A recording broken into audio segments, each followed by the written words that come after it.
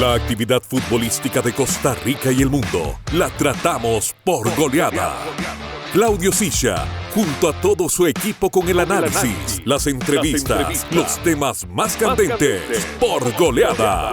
Los protagonistas, los aficionados, los expertos, en 55 minutos de Por Goleada.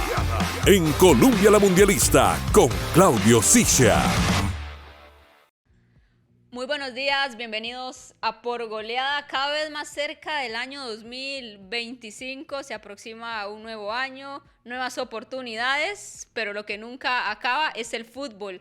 Y a raíz de este nuevo año que se avecina, tendremos una nueva finalísima que tendrá como protagonista a la selección a campeona del mundo. Hablamos del albiceleste comandada por Lionel Messi, hablo de la selección de Argentina. Estaremos debatiendo en este primer bloque, ¿es Argentina, la Argentina de Lionel Scaloni, un equipo de época? Los invitamos a que comparta con nosotros y nos dé sus opiniones también al 70030303. Y quiero invitar y saludar hoy también a mi compañero José Pablo Alfaro para debatir sobre este tema. ¿Es o no la selección de Lionel Scaloni un equipo de época? Saludos, Mari, un abrazo enorme para todos. Vea, ¿qué es un equipo de época? Es decir, un equipo de época puede marcarse a través de diferentes criterios o argumentos. Por ejemplo, para mí la España que gana el Mundial es un equipo de época porque primero es el único club español en ganar un Mundial, pero además porque a través de un estilo único, incluso que se siembra desde los propios equipos con muchos rasgos de lo que fue el Barcelona de la posesión, logra marcar una época, ganando 2 Eurocopas consecutivas, además del Mundial, y con extraordinarios jugadores de el que fue, a mi criterio, el mejor equipo de la historia, que fue el Barça de Guardiola. Entonces, eso es un equipo de época. La escaloneta, para mí, tiene rasgos que lo hacen equipo de época. En primer lugar, la forma en la que juega la final contra Francia. Es decir, Argentina gana la que es considerada, si no la mejor, una de las mejores finales de la historia del fútbol. Y segundo, tiene al mejor jugador, si no el mejor, entre los 3 primeros, el mejor jugador de la historia, que es Lionel Messi. Entonces, sin que sea un gran equipo individualmente al verlo, al analizar pieza por pieza, en comparación a otros campeones del mundo, sí tiene esos 2 factores a favor que son muy grandes. Al final la gente se queda con el palmarés obtenido por Scaloni, las 2 Copas América, la finalísima y obviamente la estrella más grande, la Copa del Mundo, que después de tantos años logra conquistar la selección de Argentina. Pero yo creo que para empezar este análisis hay que ir a los cimientos del proyecto. El caos, el momento turbio que vivía Argentina en el Mundial de Rusia 2018, el cuerpo técnico dividido totalmente con jugadores, el caso de Sampaoli que fue insostenible. Y emerge la figura de Lionel Scaloni, que estaba trabajando con la liga menor, con las selecciones menores, y lo ponen como un técnico interino mientras encuentran un estratega de cartel acorde a la selección argentina. El primer compromiso que enfrenta Scaloni es contra Guatemala, post Rusia 2018, y desde ahí ya Scaloni empieza a hacer algunos movimientos para incorporar jugadores y empezar a hacer ese grupo. Algunos jugadores que venían de ese proceso de Rusia lo siguió tomando en cuenta, como Lo Celso, como Messi, y algunos otros jugadores empezaron a sumarse al proyecto. Quiero que Juanca nos ponche aquí este jugador que me parece que desde ese partido contra la selección de Guatemala ha sido pilar importantísimo de esta escaloneta. Hablo de Paul, que fue de los jugadores jóvenes, camada 94, que se unió con 24 años al proyecto de Argentina para afrontar toda la eliminatoria a Qatar 2022 y empezar ese proceso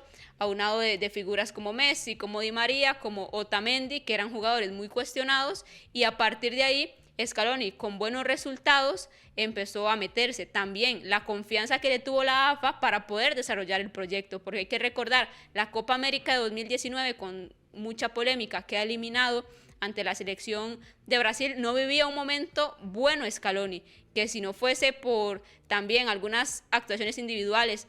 Ahorita está la figura del Dibu y se habla mucho, pero el penal tan importante que termina salvando Armani, yo creo que fue pieza importante para que los directivos tuviesen la confianza en Scaloni y lo mantuviesen en el proyecto, como parte de ese inicio de la escaloneta, porque no todo fue color de rosa, no todo fue ganar, triunfos, un invicto prolongado, también hubo momentos complicados que yo creo que unieron al equipo para armar esta base importante y este equipo tan exitoso.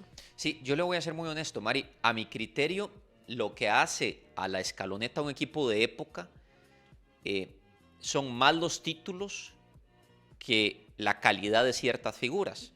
Me parece que si uno analiza, Enzo Fernández es un gran jugador, Julián Álvarez es un buen futbolista, McAllister es un buen futbolista, pero no es un equipo que mezclara, por ejemplo, un montón de candidatos a Balón de Oro. Le voy a poner un ejemplo. El Brasil que ganó el Mundial de Corea-Japón 2002, estaba Ronaldo Nazario, que era candidato a Balón de Oro, Rivaldo, candidato a Balón de Oro, Ronaldinho, candidato a Balón de Oro, solo para dar algunos nombres de figuras trascendentales, todas juntos, Roberto Carlos, Cafú, los dos mejores laterales de la historia.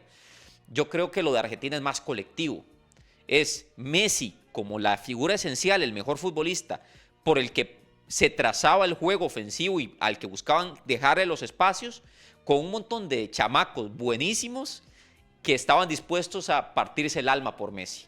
Y que Scaloni lo entendió todo para tener un equipo muy sacrificado, que quería hacer campeón a Messi y que además colectivamente empezó a funcionar de manera mucho mejor que incluso otras argentinas, como las que perdieron las finales de Copa América ante Chile, que no necesariamente eran inferiores a este equipo individualmente, pero este equipo sí encontró una química y una sinergia diferente. Das al traste en algo importantísimo. Los focos se van en los títulos y cómo se ganan los títulos con un buen grupo. Scaloni hizo eso, conjuntó quizá jugadores que son muy buenos, que en selección tienen un nivel excepcional como De Paul, que me parece que es excluyente y pilar importantísimo en esta Argentina. Cuando no está De Paul se siente mucho, pero que quizá no sea ese jugador con tanta influencia a nivel de clubes. Logró hacer equipo, hacer un conjunto, que esa sinergia que hablas se conjunte bastante bien en Argentina. Rodear a Messi, que Messi se sintiera cómodo, que se sintiera parte del proceso, y empezó a llamar jugadores y a llamar y no fue fácil, pero el equipo, conforme iban avanzando los partidos, se iba viendo mejor. Y esta Argentina tiene algo, no depende exclusivamente de Lionel Messi, cosa que sí dependían muchas argentinas. A ver, es la figura excepcional, es la figura excluyente, para mí el mejor jugador en la historia de este deporte, pero estando Messi o no en cancha, Argentina tiene un mismo hilo conductor, una misma idea. Claro, o sea, es una figura que puede estar por cualquier lugar de la cancha, que en cualquier momento te saca una genialidad, pero Argentina sigue ganando, sigue siendo envolvente sin Messi, y eso es importante, cosa que antes le costaba muchísimo. Si podemos... Ahora, Mari, sin Messi, Argentina podría ganar un mundial. O el equipo de Messi, el equipo de época es en realidad el equipo de Messi. Esa es como mi gran duda. Si Messi, a la hora de verlo dentro de un contexto a futuro, este equipo de época en el próximo mundial, si no llega Messi, podría igual aspirar a ganar un mundial. A ver, es que yo creo que colectivamente el equipo se comporta muy bien, pero yo creo que en un mundial, en un torneo así, hay aspectos que una individualidad te cambia totalmente un partido. Yo creo que una figura como Messi sí puede llegar a ser determinante, pero lo comprobamos en la Copa América. Claro, tiene menos nivel y quizás reflectores que un mundial, pero Argentina termina ganando la Copa América sin Messi. Un Messi que llegó disminuido, que no fue tan protagónico, tan figura en la Copa América, y que se pierde gran cantidad de esa final por la lesión, porque termina siendo expulsado. ¿Y qué hicieron los compañeros? Se pusieron a mochila y otra vez por Messi, por nuestro capitán, porque sabemos lo que es ganar, llegaron y ganaron la final de la Copa América para ser bicampeones sin Messi en cancha, que salió muy temprano en el partido. Pero bueno, ya hablamos y repasamos un poco del inicio y el desarrollo de la escaloneta. Hablemos de los pilares importantes de esta selección, porque como lo hemos dicho, los focos se van en Lionel Andrés Messi, el mejor jugador de la historia de este deporte, pero hay jugadores que han sido claves, y sin esos jugadores a mí me parece que Argentina no hubiese tenido el éxito que tiene. Y hablo de un jugador en específico, Emiliano Martínez. Le llegó a cambiar totalmente la cara en la portería de la selección argentina. Creo que le hacía falta un portero de garantías, de peso, y con el Dibu en cancha, Argentina está más cerca de ganar y cerca de perder. También otro aspecto importante, recibe muy poco gol Argentina, con un tridente importante o un triángulo ahí en defensa, que es el Dibu Martínez, Nicolás Otamendi y el Cuti Romero. Un Otamendi que también ya está en ese cambio generacional y le han dado mucha oportunidad a Lisandro Martínez, pero que sigue siendo protagónico Otamendi. Sí, a mi criterio, después del susto que se lleva Argentina frente a Arabia Saudita, hubo jugadores que levantaron la mano de una forma sustancial. McAllister, Enzo y Julián Álvarez pasaron de ser complementos a convertirse en figuras. Es decir, como en una orquesta, pasaron a tomar y a darle otro tono a una selección que a mi criterio realmente jugaba muy bien, pero el protagonismo de estas tres figuras terminó por garantizar el mediano plazo de Argentina. Yo creo que Julián Álvarez, sin llegar a ser un Messi, pues va a convertirse en una figura en el próximo Mundial. Lo mismo pasará seguramente con Enzo. Entonces, a partir de ahí yo creo que se construye un equipo que adquiere otro valor en ciertas zonas de la cancha. Usted lo decía muy bien, yo creo que la saga se mantuvo muy estable durante casi todo el proyecto, incluso en los momentos de crisis del equipo, pero lo de Romero vino a darle un salto de calidad, sin duda. Y la versatilidad también, ahorita entramos al final del bloque a dar nuestro top 5 de jugadores pilares de esta selección de Argentina. Por el momento vamos a hablar también de la versatilidad de Scaloni, porque no es ese juego envolvente, porque Argentina tiene mucho el balón, que pisa mucho el área, que sufre poco en defensa, sino también es la versatilidad de momentos adversos, poder tener ese índice de respuesta de cambiar. Lo vimos Argentina ese 4-3-3, 4-2-3-1, donde es muy envolvente, pero cuando Scaloni tiene que tal vez cuidar un poco más el resultado, sostener un poco más y cambiar la idea, lo hace y lo hace desde el arranque. Lo vimos, por ejemplo, en el partido contra la selección de Países Bajos, que ensaya o pone en cancha una línea de 3 centrales y le termina dando resultados para seguir avanzando de ronda en el Mundial. Sí, y un Scaloni que dentro de sus atributos tácticos ha hecho análisis muy interesantes sobre los complementos que tiene en su cuerpo técnico. Por ejemplo, el payaso Pablo Aimar o el propio Roberto Ayala.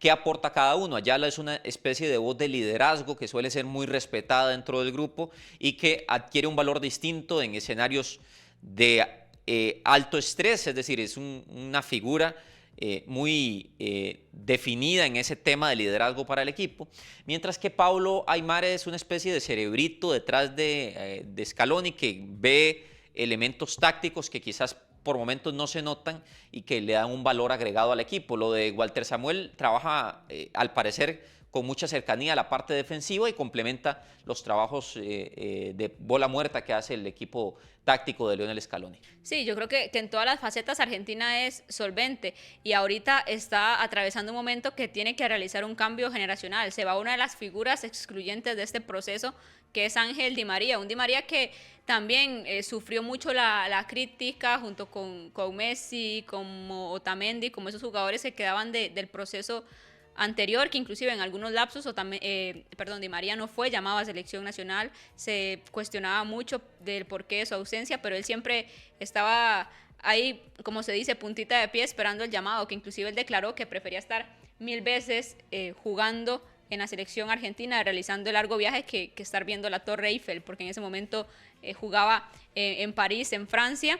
Y me parece que ya con Di María dando un paso al costado, yo creo que los que se aproximan van a ser Otamendi, ya se fue también Armani y sin lugar a dudas, aunque nos duela, pronto Lionel Messi partirá y ya Scaloni está tomando las precauciones de una generación que viene con mucho talento y jugadores de muy buen nivel, por ejemplo Valentín Carboni, que en Copa América le ha dado bastante chance, el caso también de Alejandro Garnacho, una alternativa como extremo por izquierda, y una serie de jugadores que de a poco se van uniendo al proceso, por ejemplo Julio Soler, un 3 muy joven, 18, 19 años, que viene emergiendo en el fútbol argentino, ya le han dado oportunidad de sumarse a la selección mayor, inclusive a la selección olímpica de de Javier Mascherano, está el caso de Matías Soulé, que la rompió toda en el Frosinone y lo compra la Roma, Facundo Bonanote, y una serie de jugadores que también, que quizá ahorita no tienen un rol protagónico en selección, porque generacionalmente son muy jóvenes, chicos del 2003, 4, 5,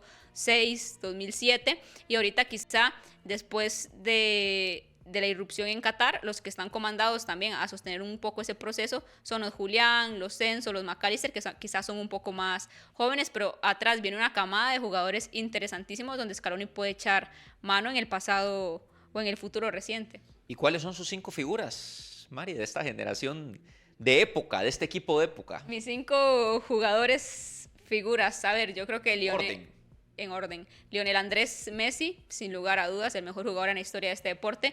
Damián Emiliano Martínez, también pilar importantísimo. Yo a veces digo, los focos se los lleva a Messi, pero para mí, a ver, a nivel de selección y logros obtenidos, yo pongo a Messi y a el Dibu en la misma altura. Creo que sin el Dibu Argentina no ganaba lo que ha ganado. En tercer puesto yo pongo a Rodrigo de Paul, es el motorcito, el empuje que tiene, cómo se come toda la mitad del campo, el aporte que tiene, porque creo que de Paul ha ido mutando. Debuta como enganche en Racing, así se va al Valencia, así lo hace en Udinese, y Scaloni lo ubica en una posición de box to box, más un mixto, y se ha complementado bastante bien con el que sea que le pongan de turno, ya sea Guido Rodríguez como un 5 más posicional, un Paredes que también es un corte más mixto, con McAllister, con Enzo, pueden llegar cualquier figura a la mitad del campo, pero Rodrigo de Paul siempre es excluyente el nivel que muestra.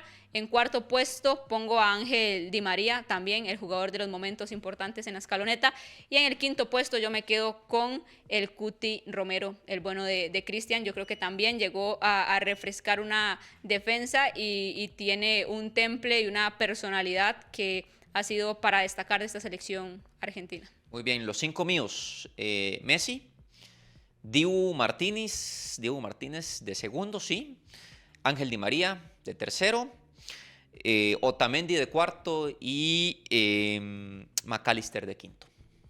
Discrepamos en 2. Sí, en el caso de Paul, a mí me parece que es un muy buen complemento, pero creo que a la larga de Paul puede ser sustituido. Creo que es un jugador bueno, pero no tan talentoso, que eso sí, colectivamente ha tenido una adaptación extraordinaria a Argentina y que su aportación ha sido muy grande a Argentina, pero por un tema de talento y calidad, yo diría que estos 5 jugadores, especialmente en la Copa del Mundo, hicieron una diferencia sustancial.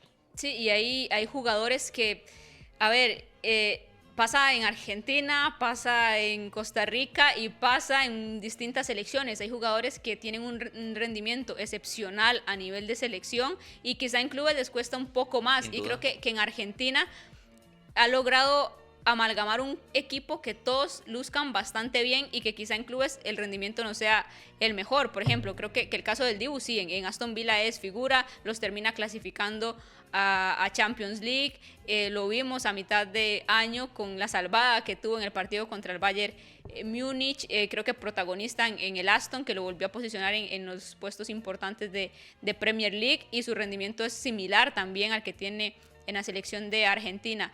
En la línea de defensas, creo que también Otamendi y el Cuti, tanto en el Tottenham como en el Benfica, tienen un rendimiento bastante acorde al de selección.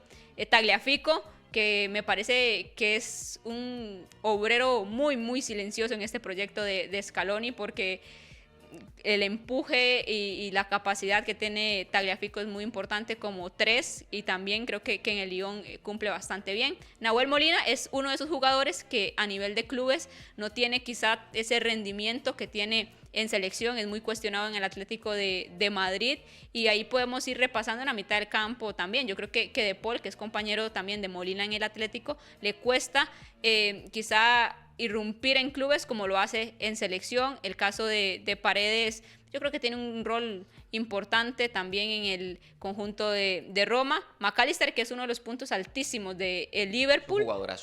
Un jugadorazo, también lo hace en la selección de Argentina. Y aquí hay un caso puntual donde quiero abarcar, que es todo lo contrario. A nivel de clubes es un jugador excluyente, muchos goles, mucha asistencia, mucho desequilibrio, mucha velocidad, pero en selección le cuesta mucho y le cuesta mucho encontrar el marco. Hablo de Nicolás González, que es un jugador muy de Scaloni, confía mucho en él, ha formado mucha parte del proceso, ha jugado como lateral izquierdo. Pensé que iba a decir Dybala. No, ha jugado como lateral izquierdo, ha jugado como extremo, pero le cuesta mucho a Nicolás, pero Scaloni es un jugador que confía bastante, y en punta de ataque yo creo que Messi, tanto como Lautaro y Julián, cumplen bastante bien. Lo de Dybala, creo que es un jugador que cuestionaba mucho yo a nivel de selección, muchísimo, pero después del cierre que tuvo en Qatar 2022, no tengo palabras para criticar a Dybala. A mi criterio ha decaído mucho. Vamos a ver, nunca ha sido el jugador de club. Nunca ha alcanzado en selección el nivel Totalmente. que ha tenido en clubes. Sí, totalmente. Yo creo que al final él fue preso de sus propias palabras cuando dijo que era muy complicado jugar con Messi en selección y demás. Y yo creo que jugadores como Lautaro, como De Paul, como McAllister, como Enzo, como Julián, dejaron claro que no es difícil jugar con Messi en selección. Al final, Dybala es un jugador que suma convocatorias, a veces sí, a veces no, pero no tiene ese rol protagónico y tampoco ha tenido un partido excluyente, o hemos dicho, ok, Dybala la está rompiendo en selección. Creo que sí está perfecto porque puede aportar con su calidad, pero si no está, no marca tampoco la diferencia, o tampoco se siente. Ya para ir finalizando este bloque, José, te quiero preguntar, ¿es esta la mejor selección de Argentina en la historia? Qué buena pregunta. Qué buena pregunta. Tendría que responder que no, que para mí no, pero sí es la que tuvo el mejor jugador de todos, Lionel Messi. Yo de lo que he visto, para mí sí es la mejor. Claramente no tuve la oportunidad de ver la de Kempes del 78, tampoco la del Diego en el 86. Para mí Messi y el Diego son los mejores de la historia, pero sí pude disfrutar a Messi y esta generación que tiene Scaloni desde 2018, y para mí es la mejor Argentina que yo al menos he visto. Así que los invitamos a ustedes a que nos digan si es la mejor Argentina o no que ha tenido la historia. De momento nosotros vamos a hidratar y volvemos con mucho más de Por Goleada. Hora del minuto de hidratación. Una pausa y retornamos en breve. Por Goleada con Claudio Silla en Colombia.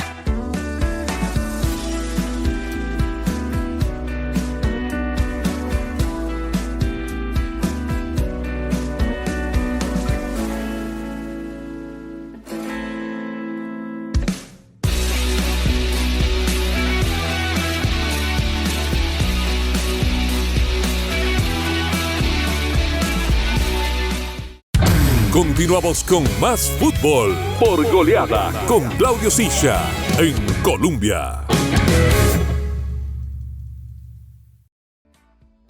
Seguimos aquí en Por Goleada, programa especial. Hace unos instantes escuchábamos a María Jesús, a José Pablo Alfaro, charlar respecto a un tema que es interesante y fue interesante. Después estaremos opinando también nosotros respecto al tema de la Argentina. ¿Selección de época o no? Pero claro, en estos programas especiales aquí en Por Goleada lo que hacemos es conversar, analizar, discutir, debatir de temas que son del fútbol y están instalados. Tema para hoy. Lo tocamos la otra vez, pero fue algo muy rápido. Dijimos, no, esto da para hablar por lo menos un bloque de media hora, 25 minutos, y lo vamos a hacer.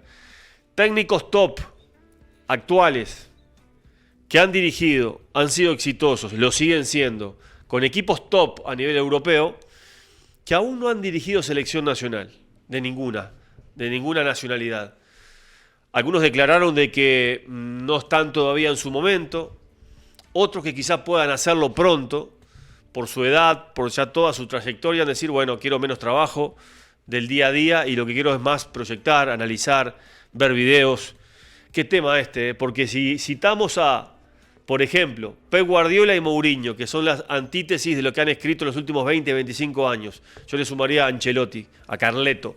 Y después técnicos más jóvenes, Zinedine Zidane, con un pasaje exitosísimo, pero claro, corto, y todavía no lo hemos visto en otro escudo, con otro escudo más que con el Madrid. El señor Jürgen Klopp, y tenemos a Xabi Alonso, entre otros ejemplos. Yo pondría al Cholo Simeone también ahí, como un entrenador muy emblemático a nivel de clubes. Muchachos, Jorge, David, Luis, encantado de saludarles en este bloque de Por Goleada especial del fútbol internacional. ¿Ustedes qué piensan? Estos entrenadores tantos citados, ¿por qué no han dirigido selección nacional? Yo sé que es muy diverso el grupo y puede haber múltiples razones, Jorge, pero ¿por qué crees un común denominador por qué estos cracks de la dirección técnica aún no han querido en algunos casos o no han tenido la posibilidad de dirigir selección nacional? ¿Cómo está, Jorge? No, muy buenos días, Claudio. Un saludo a don Luis, a David también, a toda la gente que nos escucha y nos ve hasta ahora. Sí, yo creo que es que les gusta mucho el tema del día a día. Okay. Un técnico como por ejemplo Guardiola y Klopp, que han protagonizado en los últimos años, antes obviamente de la salida de Klopp este año, han protagonizado mucho, una rivalidad muy llamativa, y ambos precisamente les gusta estar muy cerca del jugador, de conocerlo, de incluso transformarlo y hacerlo evolucionar en distintas posiciones e inclusive características y funciones. Entonces ese día a día es lo que te da esa posibilidad de Guardiola, por ejemplo, agarrar a un jugador como John Stones, que era visto como un central muy férreo, muy fuerte, y convertirlo en un mediocampista de 5, inclusive a veces 8, a la par de Rodri, quien inclusive tenía muy buena salida y muy buen toque de balón. Klopp lo que logró transformar también con diferentes jugadores, en su momento como Wijnaldum, entre otros. Eso lo da mucho el día a día, y creo que el hecho de tal vez estar en selecciones, tener tan poco espacio y tan pocas ventanas para tener todo el grupo completo, es lo que creo que algunas veces los ha frenado para tomar alguna selección.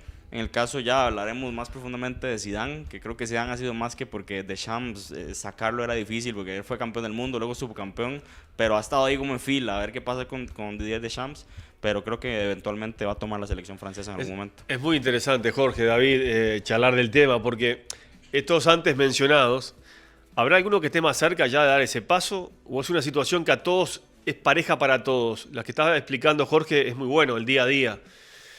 Pero yo te lo pondría al revés.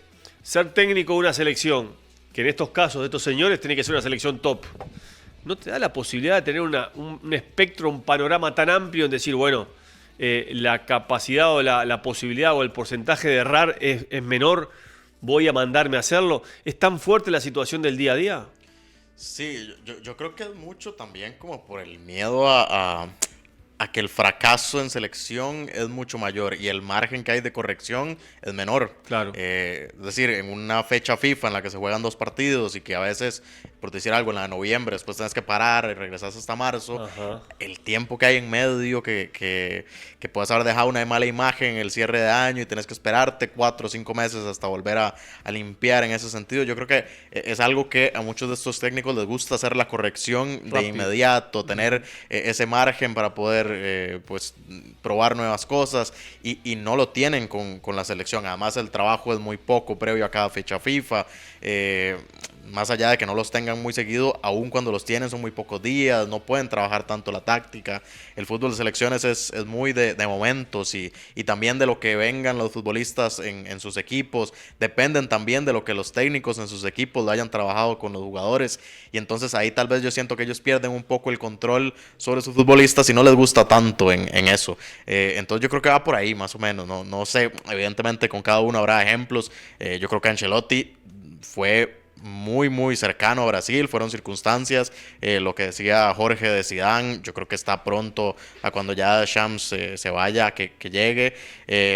Algunos otros son puntuales, pero yo sí creo que es más por eso, es ese margen que ellos tienen y que algunos yo creo que nunca van a querer dar ese paso. Qué bueno, porque el tema da para que tiene ida y vuelta, es como una autovía importante, porque están aquellos que también son técnicos de selección, sí, muy exitosos, por ejemplo el caso Scaloni, que es el que está ahora en la cresta de la ola, y nunca han dirigido un equipo. Entonces también está esa dualidad en pensar de que qué es lo mejor, ser un seleccionador o ser un entrenador.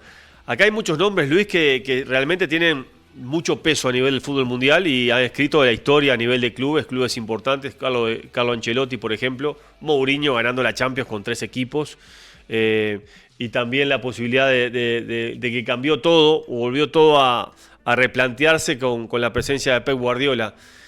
¿Crees alguno de estos más cerca de la posibilidad del cambio o todos están en un mismo saco en decir no, somos técnicos de equipo, el día a día manda mucho, lo que dice David de la corrección, también del ego, ¿no? En decir, perdí un domingo, el miércoles tengo la revancha. No soy campeón de Copa, soy campeón de Liga. Si no soy campeón de Champions, si no soy campeón de algo y sigo manteniendo mis títulos casi a uno por torneo o por temporada, en algunos casos muchos más de promedio.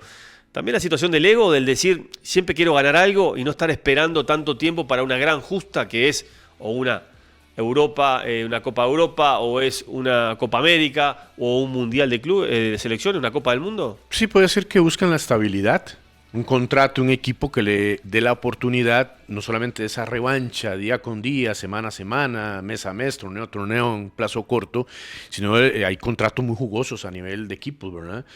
Entonces, y arriesgar un trabajo que tal vez no lo necesitan, pero bueno, son parte de, por ir a una selección que no vas a tener a los equipos, que tal vez la selección está pasando una etapa de transición. ¿Quién agarró a Argentina, por citar un ejemplo? Cholo Simeone dijo que no, Gallardo dijo que no, Bielsa dijo que no. ¿Quién la toma? Scaloni, que nunca ha tenido, como usted bien lo apunta. Scaloni dice, si me va mal, regreso a divisiones menores y tengo tiempo. Soy joven para buscar después dirigir un equipo u otra selección. Pero si me va bien, tomo y toco la cima. Y lo hizo. Entonces me parece que la estabilidad, el ego, el no arriesgarse, el sentirse no preparados para asumir, porque es diferente tener una selección, bien lo apunta usted, es de seleccionar y ponerlos a jugar. Y si usted ve la planilla de una selección y ve la planilla de un equipo, ¿a dónde te conviene más dirigir? Creo que hay muchos elementos para tomar en cuenta. Qué bueno, porque estos entrenadores, Jorge, tendrás que decirme, a tu entender, cuáles tienen la huella en su forma de jugar, que después implementarlo en selección es difícil, porque tenés un campamento cada tanto de 10, 12, 15 días para preparar alguna gran justa.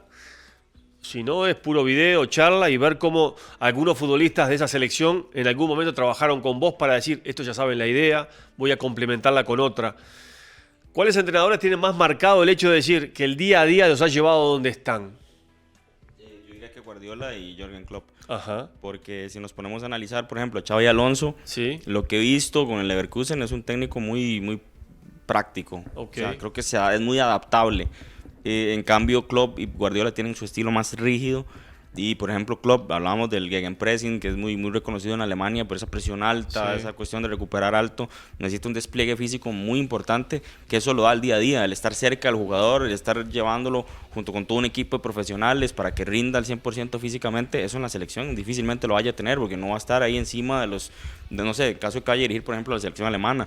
Dudo que Jürgen Klopp le vayan a dar la potestad de ir y tocar la puerta al Bayern Múnich. Hágame el favor y vigile que, no sé, el Leon Goretzka se cuide físicamente y y esté haciendo gimnasio para que me pueda rendir en la selección y pueda adaptarse a eso, ¿no? Cada equipo lo hará en función de lo que busca. Entonces, creo que a veces eso es complicado. No digo que Klopp no pueda hacerlo, por supuesto que lo puede hacer, pero creo que tienen estilos un poco más, no diría tan rígidos, pero sí más definidos y que es más difícil pues trasladarlo a una cuestión de fútbol de selecciones. Vamos a hacer un juego también, que para mí es muy interesante. Es decir, bueno, si uno asocia la Canariña, Brasil, las 5 veces campeón del mundo, con las grandes figuras que ha tenido, ahora no tiene tantas, pero la característica del fútbol brasileño.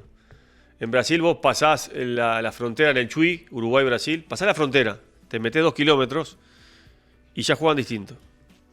Tiene una calidad técnica muy por encima de la media. Para mí los brasileños, el brasileño para jugar al fútbol no tiene comparación. Pero bueno, yo digo Brasil y digo Guardiola y es como un matrimonio perfecto, porque decís, a uno le gusta jugar, tenencia, movilidad, buena técnica. ¿Hay situaciones que acercan a algún entrenador a alguna selección? Por ejemplo, David, te hago esta pregunta y te voy a comprometer. Para que Brasil suba su funcionamiento, suba su nivel para el plantel que tiene, ¿alguno de estos antes mencionados puede darle eso a corto plazo a Brasil por lo que ha demostrado en sus respectivos clubes y su forma de entender el juego?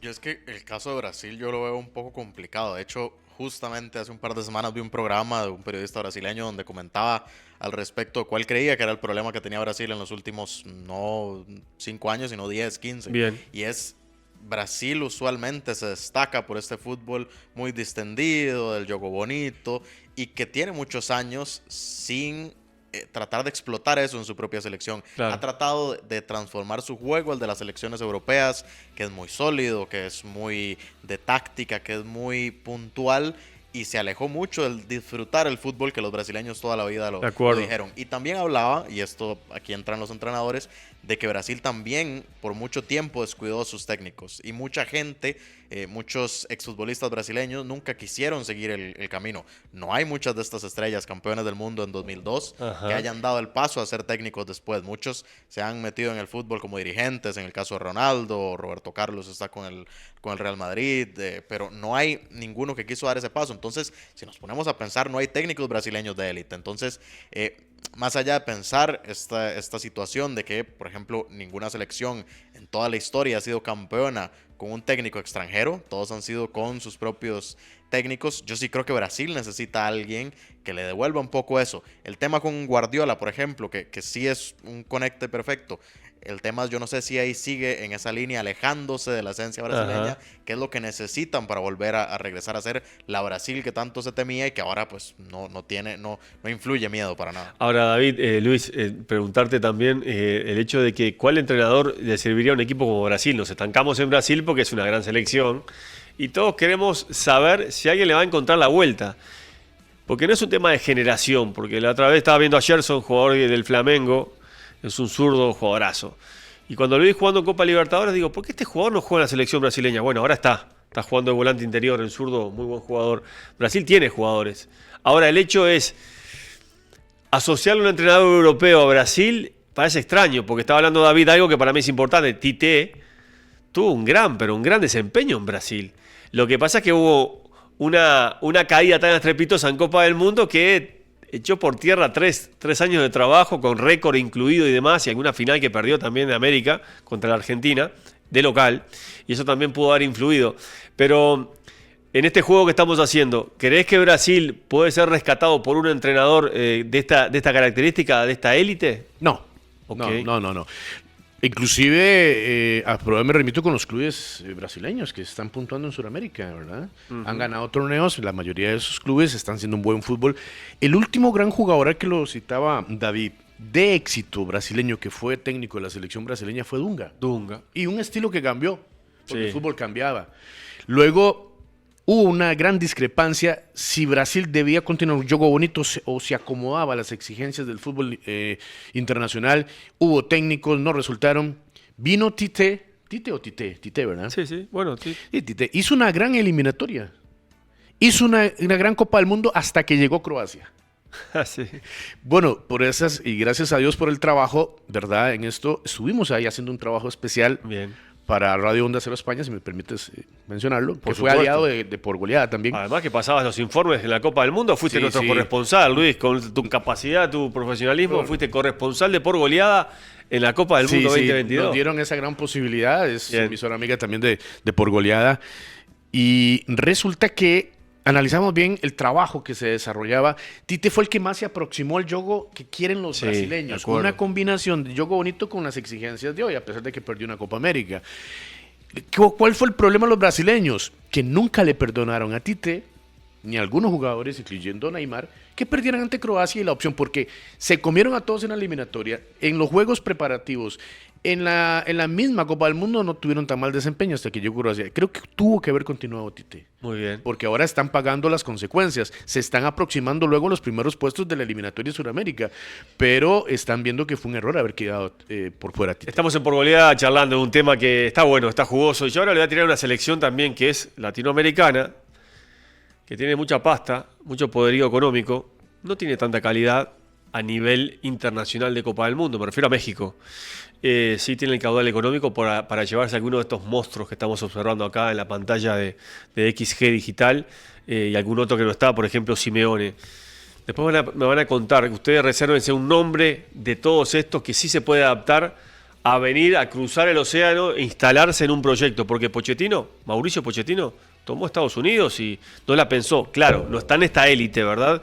Pero no la pensó y tomó para mí una decisión correcta, tomando en cuenta la camada que tiene Estados Unidos, lo que viene de abajo, que ya es sede del próximo Mundial de la Copa del Mundo, y tomó una decisión pensada seguramente, pero ya proyectada a ser entrenador de selección. ¿Sabías que puedes identificar si un producto es calidad Extralum por la etiqueta con el logo que se encuentra en una de las esquinas inferiores de cada puerta y cada ventana? Bueno, también sabías que puedes identificar si los vidrios de seguridad es calidad Extralum porque tiene un sello con la marca Vilax o la marca Fuertex y se encuentra en las esquinas de los vidrios. Por eso, un saludo a todos los vidrieros del país que trabajan de la mano con el respaldo, la garantía y la calidad de los productos de Extralum. Ustedes saben que la seguridad es importante para usted y para toda su familia. Bueno, en vidrios de seguridad, mejor que sea Extralum. Mejor que sea Extralum. Muchachos, se la tiro así. Selección mexicana, que tiene dinero. No sé si tiene mucho poderío a nivel de insumo. ¿Puede contratar a alguno de estos entrenadores? Y si es así, ¿cuál de ellos se adaptaría a una selección latinoamericana en decir, bueno, mi estilo va así y puede tener éxito? En un juego, estamos haciendo un juego. Yo, por ejemplo, veo una selección, digamos, más paternalista para que la tome Ancelotti, la selección mexicana. Que venga con todos los lauros que tiene y decir, bueno, vengo acá, me instalo, elijo bien, empiezo a trabajar. O es el entrenador que yo veo acá por un tema de edad, de tranquilidad, de un proyecto donde México no le va a ir mal a nivel centroamericano, norteamericano, pero que tiene el gran proyecto que es la Copa del Mundo. Ese es mi candidato. ¿Qué piensan ustedes?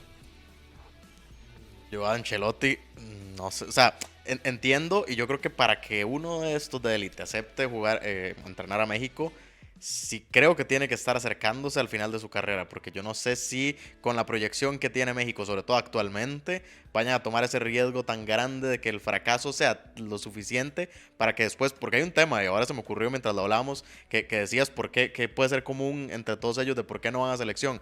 Yo creo que no hay una vía de vuelta tan clara a clubes. Ok. Yo creo que muchos, si te pones a pensar, Roberto Martínez da el paso a selecciones y se queda ahí. Sí.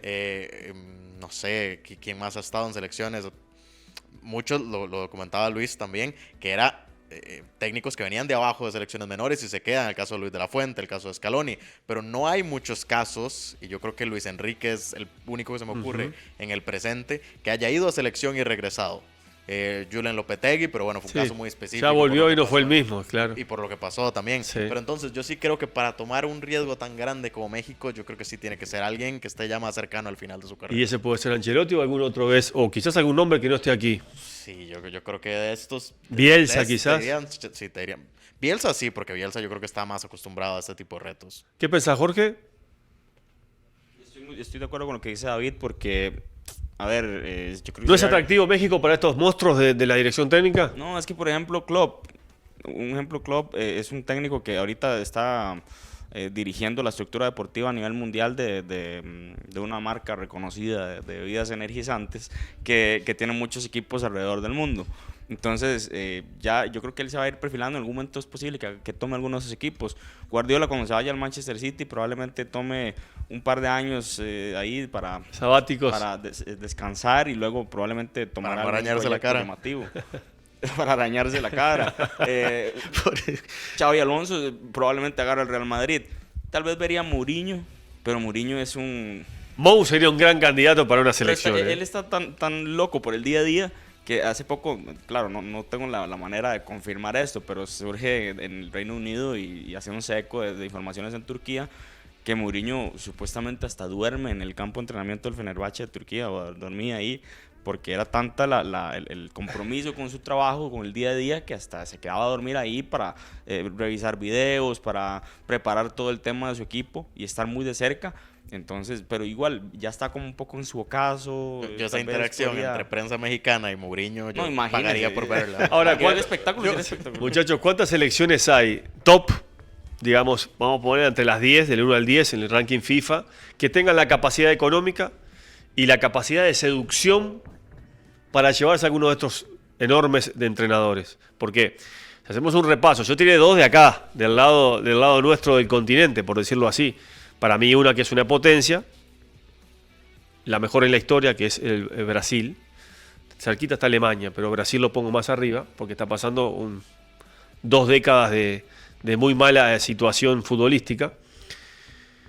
Pero puede haber algunas otras, sobre todo en Europa, porque vamos a otros continentes es más difícil. Ahí está la parte compleja, que es el poderío económico de Arabia o de los países árabes, pero el poco insumo para competir, entonces eso no es atractivo.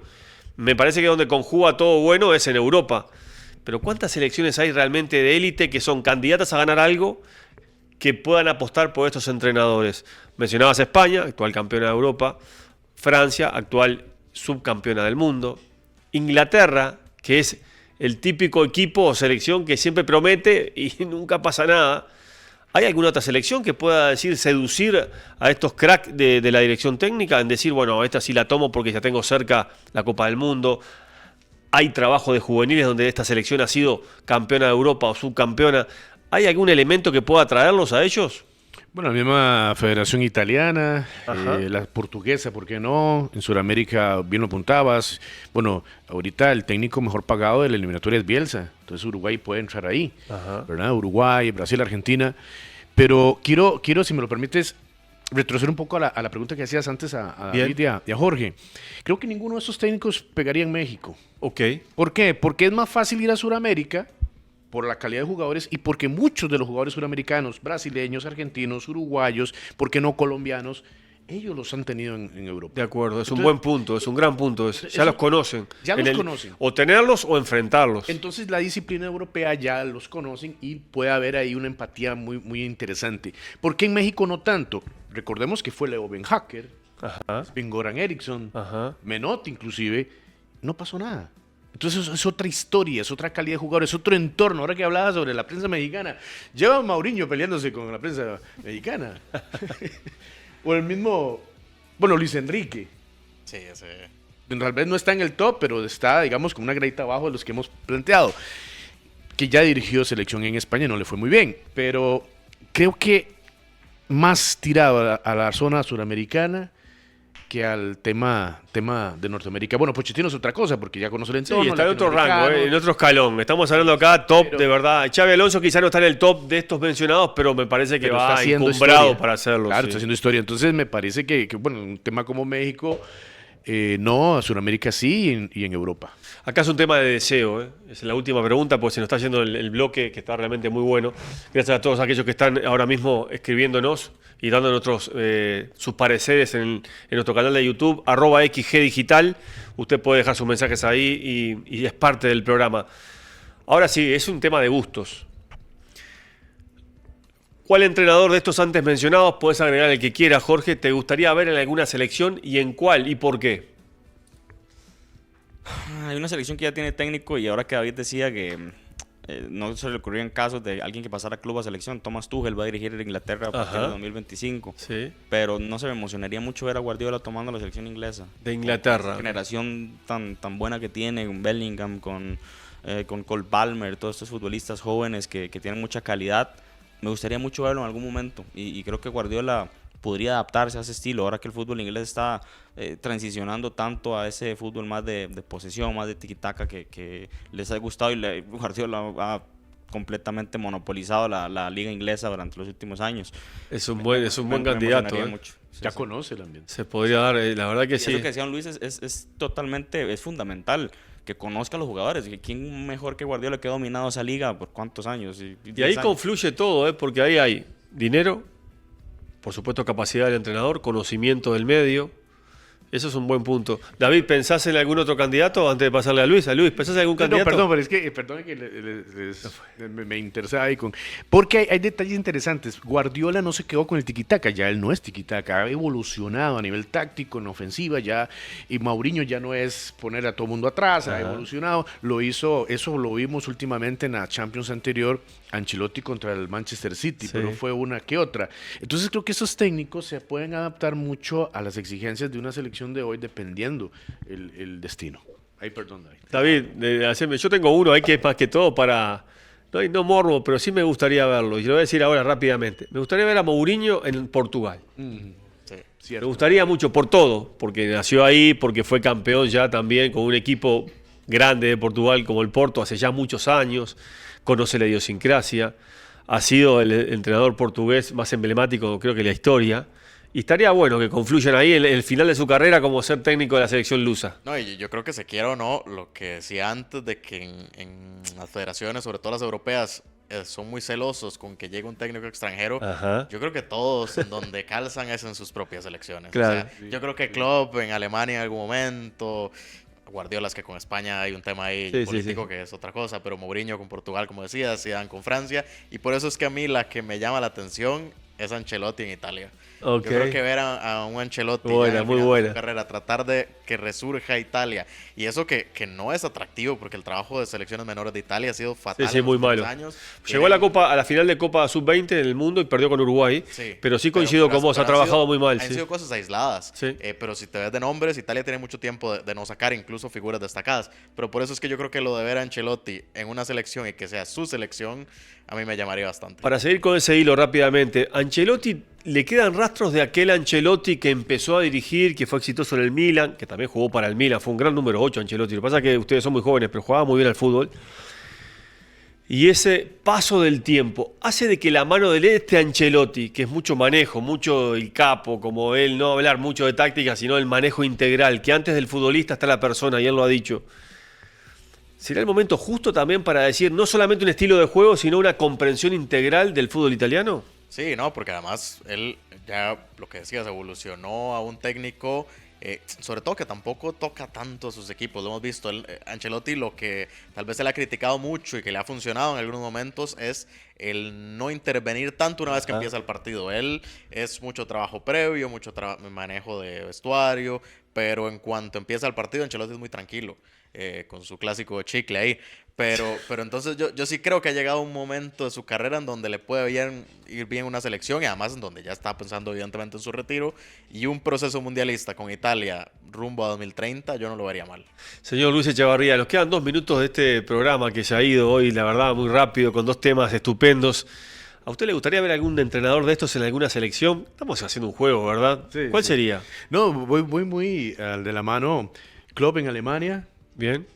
Zidane en Francia, concuerdo con eso. Pep, bien atinado el comentario de Jorge, pero me gustaría ver a Pep en España, aunque creo que no va a ser posible, aunque tenga todas las medallas para hacerlo. Primero va a llegar Xavi Alonso que Pep. ¿Y el Cholo Simeone en Argentina? El Cholo Simeone en Argentina, ahorita no lo están pidiendo, pero si lo requiere, sí. Si lo requiere, sí. Imagínense todas esas selecciones comandados por ellos, Ancelotti en Italia, Mourinho en Portugal. Concuerdo, es que cada uno conoce su estilo y son buenos técnicos. A veces a mí me llama la atención por qué España, teniendo a Xavi Alonso, teniendo a Pep Guardiola, teniendo muchos técnicos en el fútbol europeo, tienen a un técnico para prueba y le ha resultado. Sí, conoce mucho también la interna del fútbol Maradona español. decía cuando lo designaron a Scaloni, ¿qué? O sea, si queremos ser campeones del mundo. No, con Scaloni se equivocó todo el mundo. Sí. Ahora los que quieren sostener el tema de Scaloni, un día vamos a hablarlo, porque es un tema para otro programa. Sí. El tema de Scaloni, ahora los que quieren sostener que desde el primer momento apoyaban a Scaloni, como los que quieren sostener que hasta antes de la primera Copa América de Argentina no insultaban al mejor jugador quizás de la historia, que fue Messi. Sí. Están equivocados, porque el que tiene buena memoria sabe que de 10 argentinos había 8 que siempre decía que a Messi le pasaba algo en algún partido importante, y ahora, claro, hay unanimidad, por supuesto, por lo que ha logrado la escaloneta. Muchachos, se nos fue el programa. Sí. Muchas gracias por estar, gracias Jorge, gracias David, Luis, a Juanca en Controles, a todos ustedes el abrazo de gol de siempre. Estamos en programas especiales de Por Goleada, fechas especiales, por eso mañana vamos a tener otro programa con temas de actualidad, pero por supuesto de mucho atractivo futbolero. Los esperamos mañana a las 9 de la mañana por Colombia, por Goleada. ¡Chau! Finalizamos por hoy. Claudio Sischa junto a todo su equipo con el análisis, las entrevistas, los temas más candentes en Por Goleada. La actividad futbolística de Costa Rica y el mundo. Por Goleada. En Colombia, con un país en sintonía.